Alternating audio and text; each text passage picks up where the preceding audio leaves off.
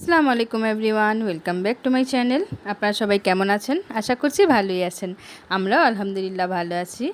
তো দেখতেই পাচ্ছেন মাঠ ঘাট ক্ষেত খামার সব কিছু পাড়ি দিয়ে কিন্তু চলে যাচ্ছে আমার এক আন্টিদের বাসায়।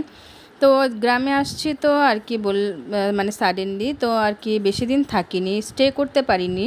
4 দিন আর কি থেকেছিলাম। তো আর কি 2 দিন আমার নানু বাসায় আর 2 দিন হচ্ছে আমার আন্টিদের বাসায় গিয়েছি। তো ওইখান থেকেই কিন্তু আমরা আর কি ঢাকায় চলে এসেছি।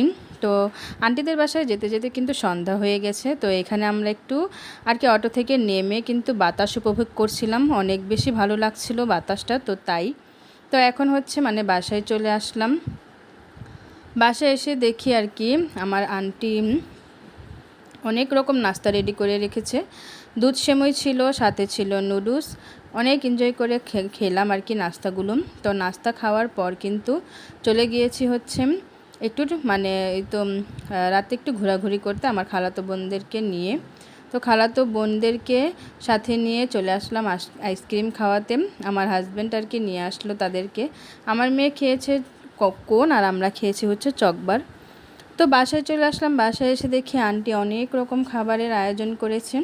তো এখন খেতে বসে পড়লাম। আজকে খাবারে অনেক কিছুই ছিল, সাদা পোলাও, ভাত, ডাল, তারপর ডিম ভুনা, বেগুন ভাজা, পাঙাশ মাছ ভুনা, গরুর মাংস দিয়ে আলু দিয়ে ঝোল, আর হচ্ছে কাজির ভাত। কাজির ভাত আমার আম্মুর জন্য, আমরা তো একদমই খাই না কাজির ভাত।